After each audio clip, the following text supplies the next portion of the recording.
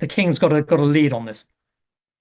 Yeah, totally. It's really interesting, Niall, that you talk about the difference in service and approach by King Charles and Prince William and Catherine. And we saw it over the weekend in a way that didn't please many people, actually, including myself, but I do understand it. So here's the front page of the Daily Mirror in the UK today. Royal peace gesture. And this is referring to the fact that the royal family did post on its X account a birthday greeting to Prince Harry. Now, there's a couple of interesting things about this, Niall. Firstly, it was a milestone birthday. He did turn 40, so they're saying that maybe that's why there was an exception to the rule. But you will note the picture that was chosen did actually see Meghan edited out.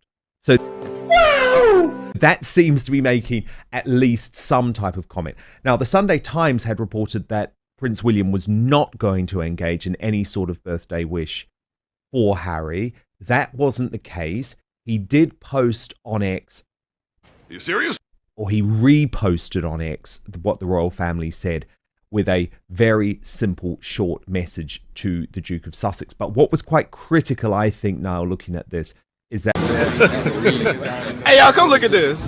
there was no personal sign-off from William and Catherine. When it's a message that comes from their heart, you'll either see William signing it off with W or Catherine signing it off with C, or sometimes it will be W and C if it Okay, I'm listening. You have my attention. comes from both of them.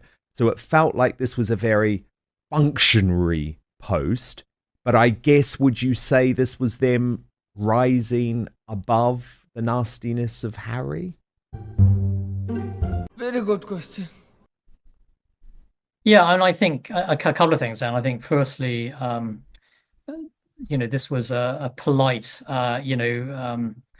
message sent to Harry. Also demonstrating, Wait for it. I think, a magnanimous approach from the royals, and very magnanimous considering the nasty attacks on the royal family that you've seen from Harry and Meghan in recent years. Stop it. And I think this was because it's a 40th birthday of a significant event. I think a gesture of kindness being sent by the royal family. Of course, Harry and Meghan, do not deserve any forgiveness, frankly, from the royal family after everything that they have done, and the harm that they have caused.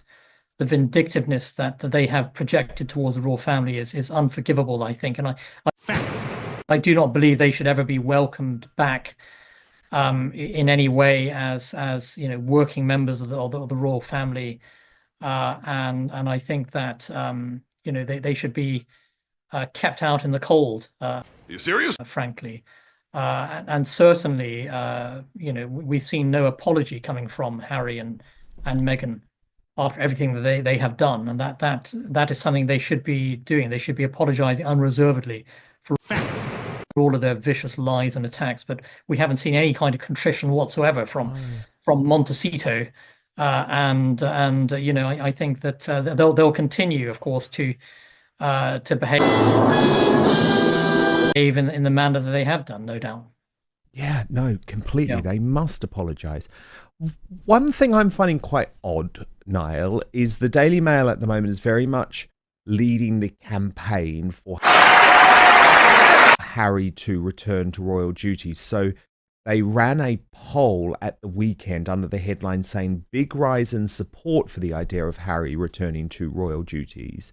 Now, that was actually pretty intellectually dishonest as far as I'm concerned, because the reality is that 2/3 of Brits still don't want him to return. But do you understand at all why the Mail is going down this path of launching Operation Bring Harry In from the Cold? Because, put it this way, I don't sense any desire from Okay, I'm listening. You have my attention. the British people for Harry to return. So I'm not really sure why they're so desperate to make it happen.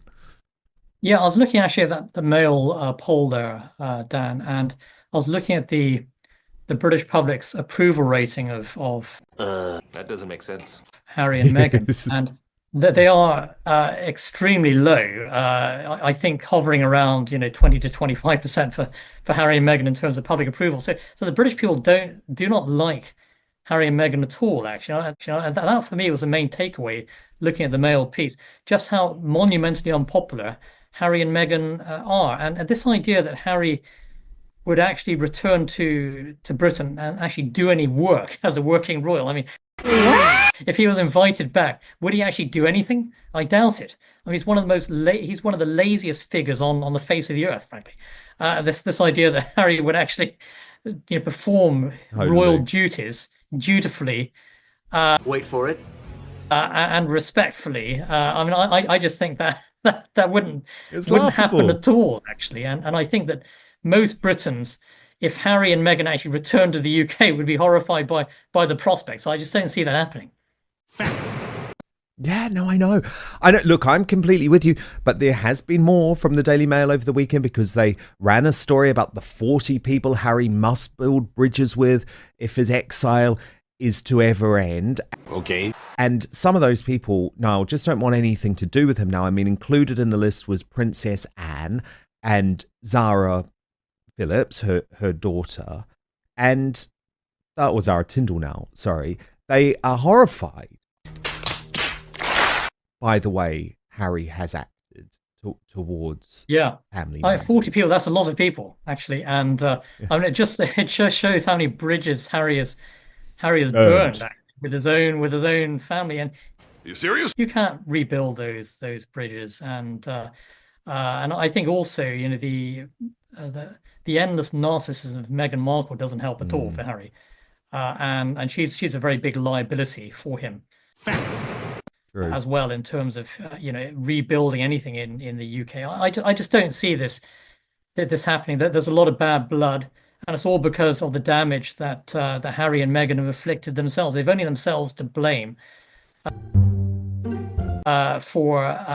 the fact that they are two of the most unpopular figures in Britain right now. I mean, that's well, the in reality. the world. I mean, they're very, very unpopular people. In the world, because, Niall, just finally, I'm fascinated to know, Okay. from your perch, because obviously you're a transatlantic guy, of course, British to your core, former Margaret Thatcher advisor, big monarchist, of course, but you are now based day to day in the US. So have you Hey, y'all, come look at this. noticed a drop in popularity for Harry and Meghan in the US as well? And what about the royal family itself in the time since the death of the late Queen Elizabeth II? Is there still as much love towards King Charles Very good question. and William and Catherine? Yeah, those are very good questions. So firstly, with regard to Meghan and Harry, their popularity, I think, has plummeted in the United States. I think that most Americans see through them. Are you serious? Completely, actually. And the latest Hollywood report, or Access Hollywood reports, will, I think, further, undermine the image of this couple among the American people. I think with regard to the royal family as a whole, I think Wait for it. they remain very popular. The Queen, of course, was an incredibly popular figure in the United States. She had an approval rating, I think, 70 to 80%, far higher than any US president, I think, in modern times. That shows you how popular she was. Wow. Fact. With the American people. I think with King Charles, Americans are warming to him. He might not be as quite as popular as the Queen, but I think the American people still have overwhelmingly a positive view of the royal family as a whole. And I think they're warming to King Charles, and I think I do think that Catherine and William are very, very popular figures among Americans. Harry and Meghan, in contrast, are increasingly unpopular, and I think many Americans view Harry and Meghan with tremendous distaste, actually, especially Meghan Markle. I mean, she is very, very unpopular with many Americans. But as for the royal family as a whole, I do think that they remain firmly in the hearts of most American people, actually, and I do think that's going to change, despite all the antics of Harry and Meghan. The American people separate Harry and Meghan from their overall perception of the royal family, which Okay. remains very, very positive. And I don't think that's going to change at all in the decades to come. I think the royal family is very close to the hearts of most American people, and I think that will continue. Thank you so much for watching Dan Wootton Outspoken. Please do subscribe if